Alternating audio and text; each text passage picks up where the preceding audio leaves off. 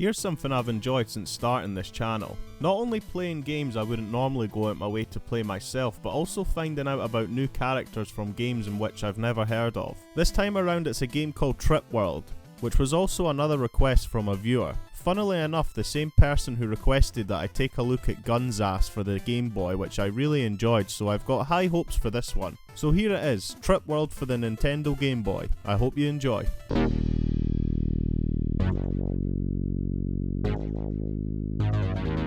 Trip World is a single-player platformer game released for the Nintendo Game Boy in 1992 in Japan and then in Europe the following year. Not sure why America was left out on this one, but that may be the reason why this game goes for an extortionate amount of money online now.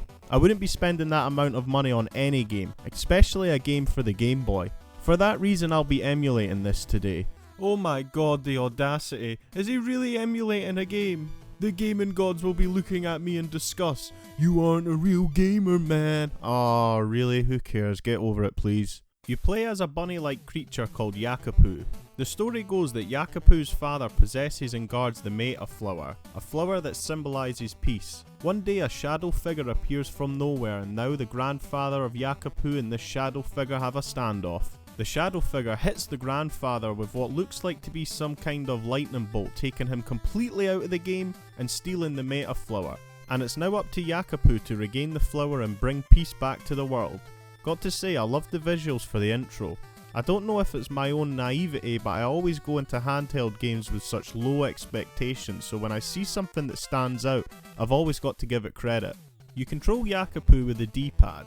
The A button is used for jumping while the B button is used for attacks. With it being a platformer, especially for a handheld, the most important thing for me is how tight and responsive the controls are, and I can happily say they are spot on in this game. One really unique thing about Yakapoo is his ability to shapeshift into different beings depending on the situation. For example, by tapping B and holding down on the D-pad he will transform into a fish, which is great for the brief moments when you'll be in the water. By tapping B and holding up, he will transform into a bird, which can be used to your advantage to reach those hard to get spots when your usual jump can't get you there. These are nice little additions, I must say, but I didn't find myself using them much while I was going through the levels, and I feel they could have done a bit more with them after going through the hassle of including them in the first place. However, that being said, I did find a much more useful way for using these transformations that I'll speak of later in the review. There are a few nice little upgrades you can also pick up along the way that grant you a unique ability you can use for a brief period of time. One gives you a tail whipping attack, another allows you to shoot seeds at an enemy, stunning them for a few seconds so you can skip by, and also an ability to change you into a ball so you can literally bounce your way through the entire level.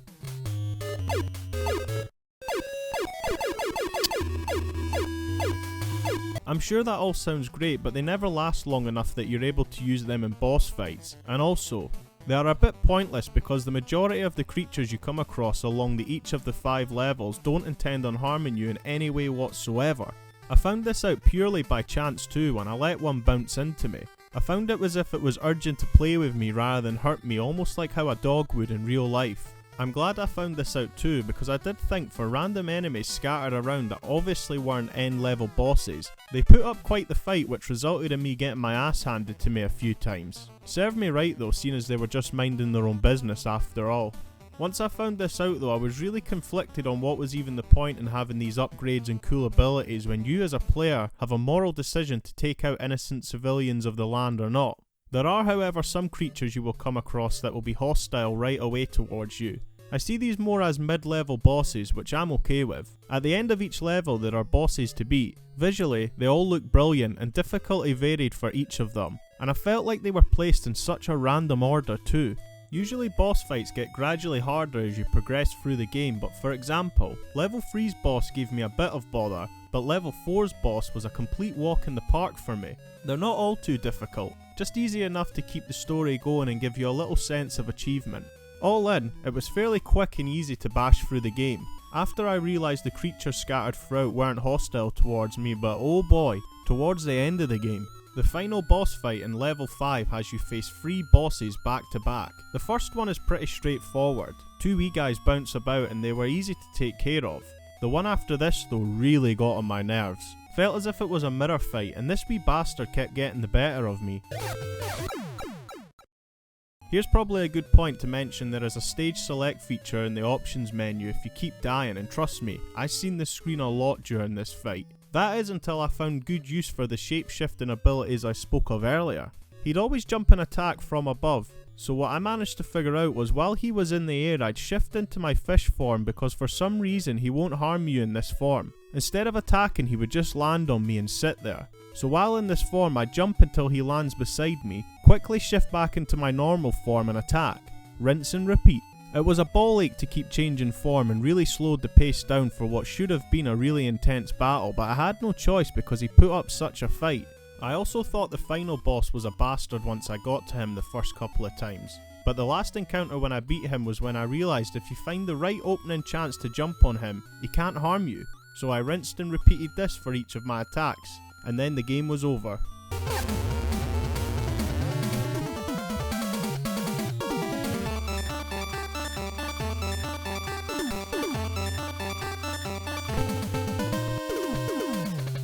Now that we've got the gameplay out the way, it's time to speak about the visuals. For a Game Boy game, I thought it looked absolutely fantastic.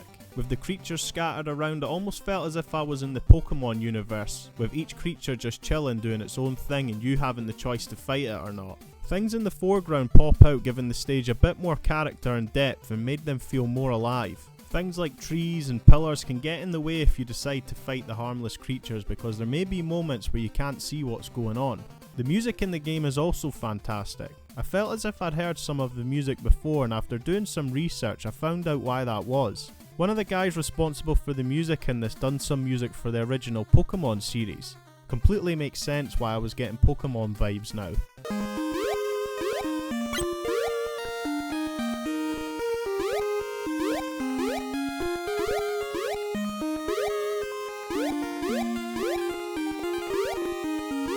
But yeah, for a Game Boy game it sure does pack a punch in the visual and sound department, which I can always appreciate.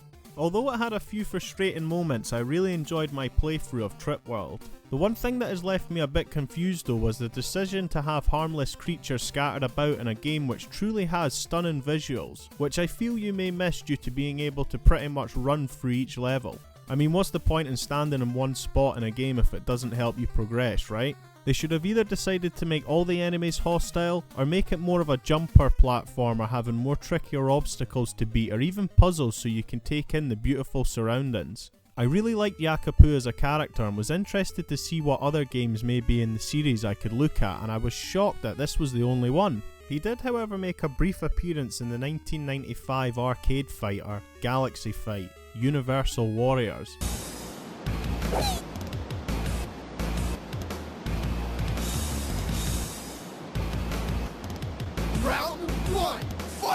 But that was it sadly for this little guy. Shout out to the Innocent Sinful for letting me use the footage for Galaxy Fight. I'll leave a link to their channel down in the description.